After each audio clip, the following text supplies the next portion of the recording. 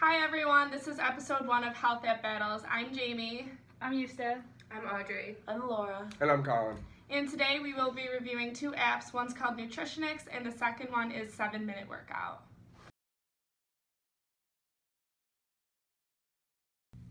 Okay, so the first app is 7-Minute Workout. You say, did you want to say some pros of the app?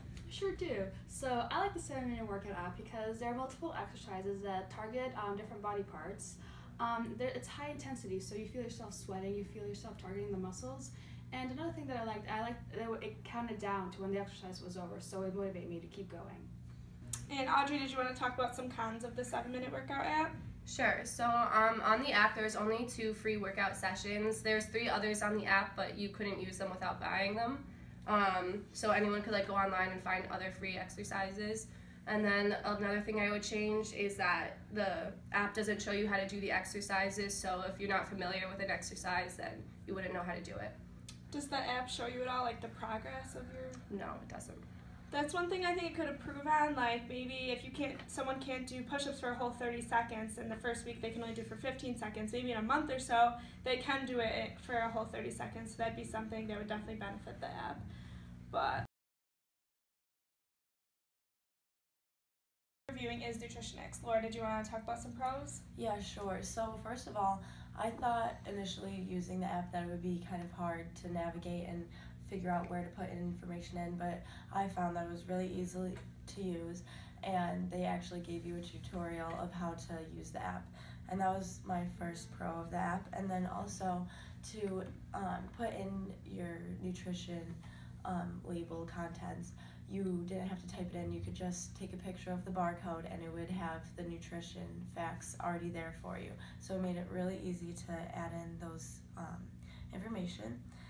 And it also told you how many calories you had left to eat for the day. So it would give you a limit of 1,500 or 2,000 calories, and once you would add in your information, then it would tell you how many you had left to use. And it also let you add in your exercise, and it would give you estimates of how many calories you burned for different exercises, and it would take off the calories from what you had eaten because you had worked out. And then the last pro that I found was that it would tell you the total amounts of protein, sugar, carbs, and fat that you had consumed for the day. So it gave you kind of an estimate of how much you were taking in. And then Colin, did you want to talk about some cons you found about the app? Yeah, so we had some trouble coming up with the cons. It's a pretty good all-around app. One of the cons, definitely it came to be an issue, was the preset calories with men and women.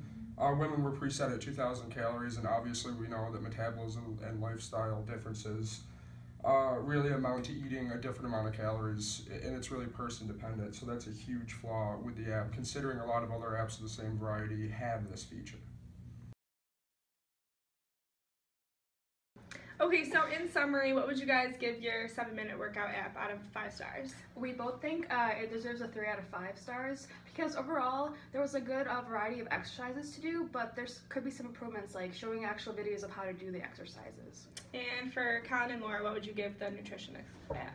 We would rate it a 4 out of 5 because overall it was a really great app. It was free and it had a lot of features, and there weren't many improvements, just one, so we really enjoyed using the app.